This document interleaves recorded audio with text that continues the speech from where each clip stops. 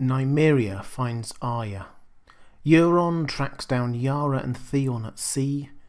Cersei keeps plotting away to keep hold of the Iron Throne, and Jon decides to head south to Dragonstone.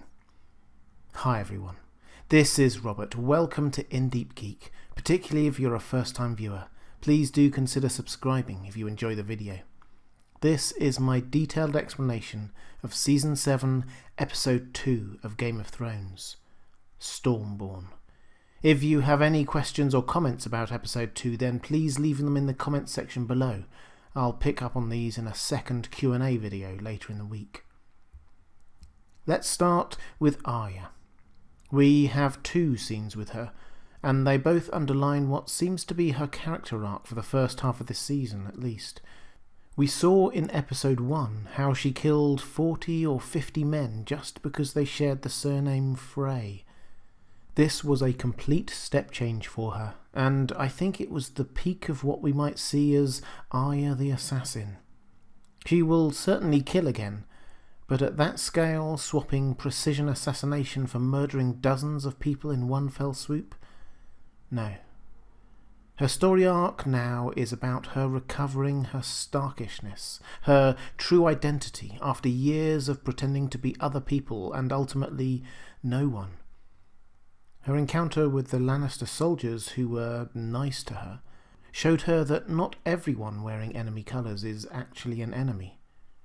Meeting Hot Pie served to let her know that her family, or at least Jon, was still alive and now back in Winterfell. But it also brought her back in touch with a friend. If we needed any proof of how Arya has changed, we just need to look at how she is with Hot Pie. He greets her as an old friend, but she is still a lone wolf, if you like, asking if he has things, then just grabbing them, rather than waiting to be passed them. She barely makes eye contact until he mentions her family. The hand she places on his shoulder as she leaves is seemingly an afterthought, but it's more than that.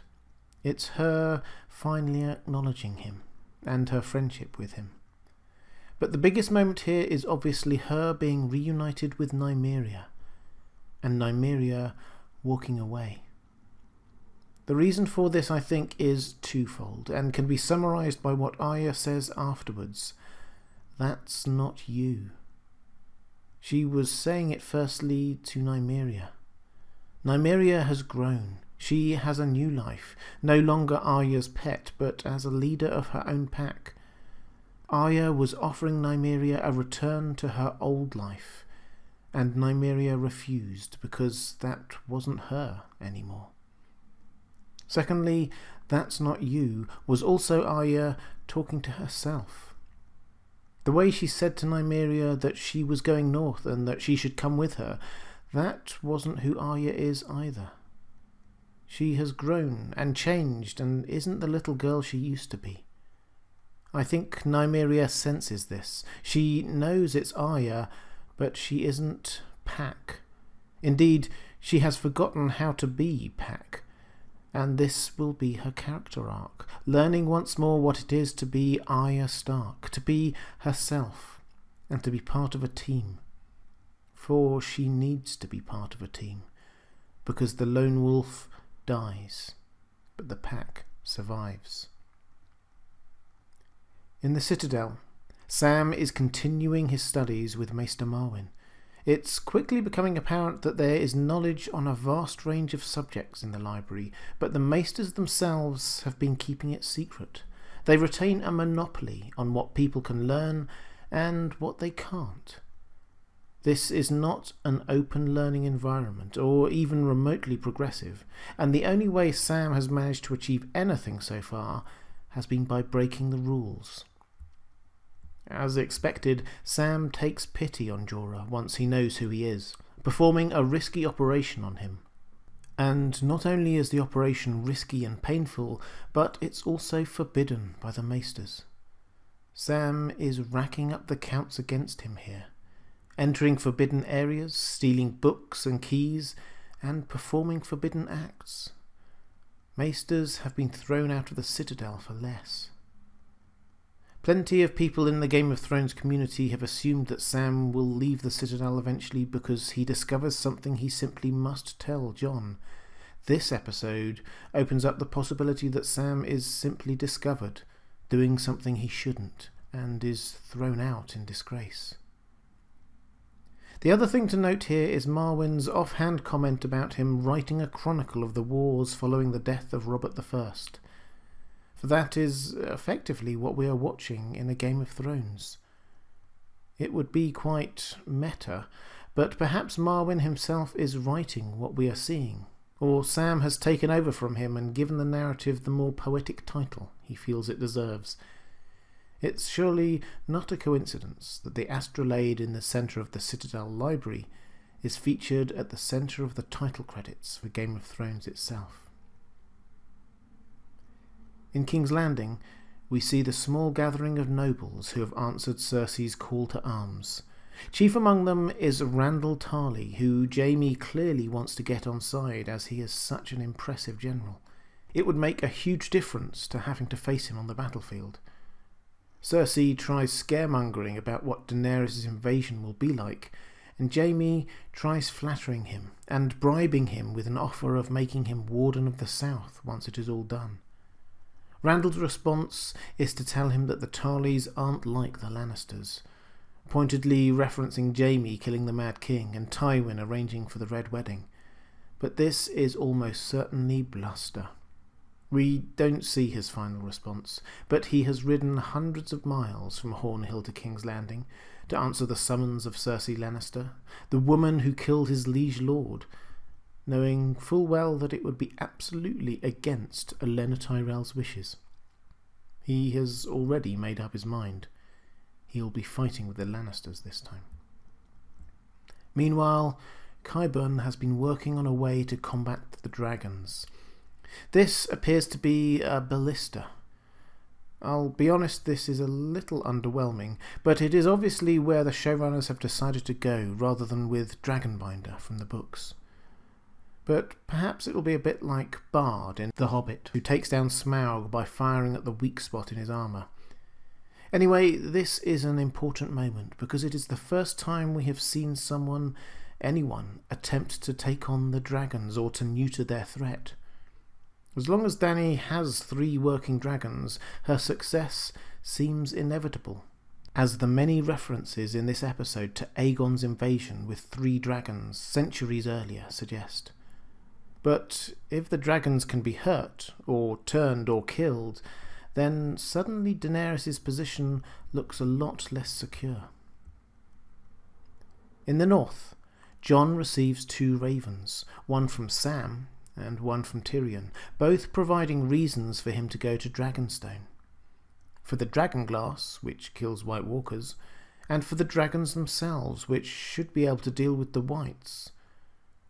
Much is made here of whether to trust Tyrion, and it's clear that both Sansa and Jon do, which shows how important Tyrion's role will be in this series, being able to treat with both Jon in the north and, I suspect eventually, Jaime in the south.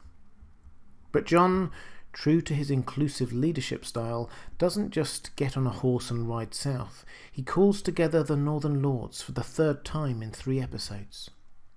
They are sceptical of Dany's motivations and of Tyrion, and they rally behind Sansa's objections. Interestingly, she seems to object to him leaving only until the moment that he tells her that she will be in charge when he is gone. Then she accepts it with a nod. Were her objections truly that easily bought off with the promise of a bit of power? Or had she just learned that Jon doesn't like being opposed in front of all his bannermen? We'll probably have to wait to see.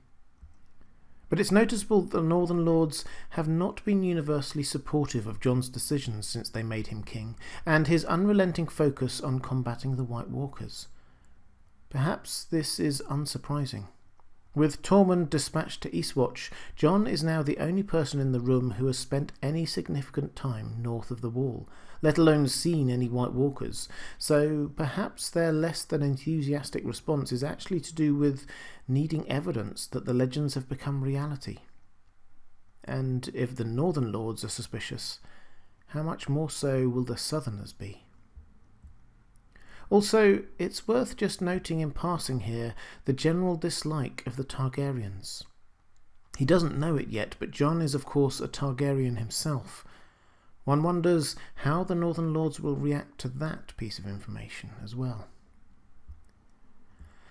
Littlefinger's little chat with Jon in the crypts is a curious one. Jon tells Littlefinger that he doesn't belong down here in the crypts, which is ironic for book readers, as Jon himself was the one who, in repeated dreams, did not feel as if he belonged there.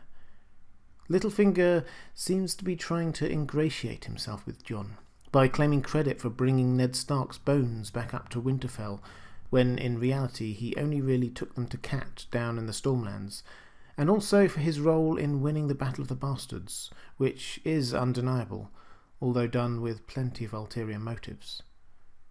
But then he undoes it all by saying that he used to love Catelyn Stark, and now loves Sansa Stark, which is just creepy, and leads to him being pushed up against the wall just like Ned did back in Season 1 when he seemingly insulted Cat's honour.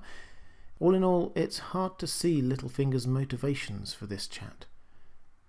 Anyway, with Jon out of the way, he is now free to pursue his own plans, which were always reliant on Sansa being Lady of Winterfell.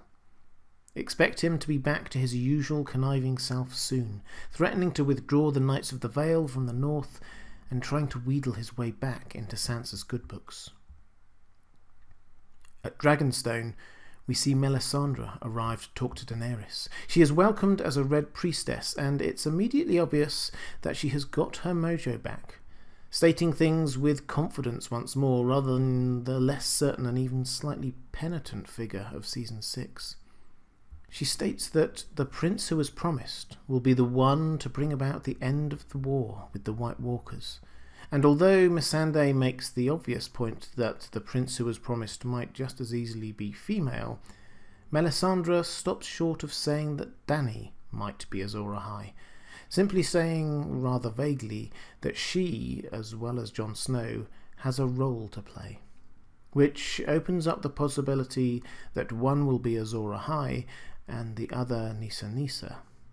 But given her track record, I think we are now past the point where we should take Melisandre's pronouncements with anything less than a barrow full of salt. Nevertheless, it will be interesting to see her interactions with Jon and Davos when they arrive in Dragonstone, given that Jon exiled her, and Davos still wants her dead. Then we have a series of scenes that show how Daenerys' coalition of the willing and pseudo-small council is not built on as solid ground as we might think. First, there is her confrontation with Varys, demanding to know why she should trust him. She has a point, of course. He betrayed her father, served for many years under the man who replaced him forcibly, masterminded an assassination plot against her, and then abandoned the Baratheons when he thought his time was up. To his credit, he is open that his loyalty to her has its limits. He serves the people, he says, not her. Or perhaps more accurately, he does what he thinks is in the people's best interests. And it leads to an understanding that will surely have implications for the future. Varys commits to telling her to her face if he ever thinks she is failing the people, and she commits to burning him alive if he ever betrays her. It's not exactly an oath of loyalty or friendship from either of them, and given Dany's destructive impulses, I think we will see Varys decide at some point that she isn't acting in the people's best interests. The other relationships between her allies are also not strong. Tyrion still blames Arya for the death of his niece. Yara is allied to Dany as a means to get the Salt Throne for herself. Olenna would back anyone she thought would help her get her revenge on Cersei, and so on. It's clear that the plan of attack they have settled on is Tyrion's. But once he is out of the room, Olenna effectively advises her that she should be ignoring him, not doing what he says. This is not a particularly happy or united group of people. It's a powerful reminder that Daenerys has only just met some of her closest allies, and she has known none of her core team for more than 3 or 4 years, even less when you consider the amount of time she spent with the Dothraki in Season 6. Perhaps only Ser Jorah, who is obviously not there, can be considered completely above reproach, and even he has betrayed her in the past. In any event, Daenerys splits her forces. She, the Dothraki and the dragons stay at Dragonstone. The Unsullied head to Casterly Rock, presumably dropping off Olenna Tyrell at Highgarden on the way, and the Greyjoys head off to Dorne to pick up the Dornish troops. They will surround King's Landing with Westerosi armies. Tyrion is right here that Cersei is already casting Dany as a foreign invader, bringing foreign troops, and so using Dornish and Reach troops to actually encircle King's Landing is sensible. They will cut it off from Casterly Rock and effectively impose the medieval equivalent of economic sanctions to force Cersei to surrender. Meanwhile, they will try to get Jon Snow to bow the knee. It is a very Tyrion solution that protects the people of King's Landing and minimises warfare. And it also seems quite sensible in the relative peace of the Dragonstone map room. But it all goes wrong very, very soon. Euron tracks down Yara and Theon at sea. Their ship gets rammed, the fleet put to flame, and Euron's fleet seems to escape completely undamaged. Euron's boasts of being the greatest sea captain in the world appear to be well placed. Arya, Tyene and Yara are captured, the former two presumably as gifts for Cersei and Yara for Euron's own entertainment. Obara and Nymeria are killed and impaled on the prow of their ship, in a nod to the books where Dany sees a vision of an unnamed corpse on the prow of a ship. And Theon, faced with the option of being a hero or saving his own skin, chooses the latter, much to Euron's amusement and Yara's apparent disgust. We can't really blame Theon here, though. He is clearly still suffering from some kind of PTSD, and even if he weren't, Euron had a knife to Yara's throat, so there's every chance that a movement towards her would have led to her death. Theon is not heroic, but I think we'll see him again, and I think we'll see this become one more wrong that he feels he must right. He won't abandon Yara, I'm sure of it. This episode throws up a lot of questions for the series to come. What will Arya be like once she has found herself again? How long can Sam carry on breaking the rules so flagrantly in the Citadel? Will Qyburn's weapon actually be able to harm a dragon? And what will Daenerys do when she discovers what happened to her fleet? Will she take Olenna's advice and follow her own conquering instincts? I think she will. What do you think? What struck you most about episode 2? And do you have any questions for my Q&A video? Please put them in the comments below. If you'd like to support me in producing more videos like this, as well as getting access to more of my content, please click through to my Patreon page. I really do appreciate it. And if you want to know when my next video comes out, then please click on the subscribe button and make sure your notifications are enabled. Thanks for watching. That's all for this time. I'll see you again soon.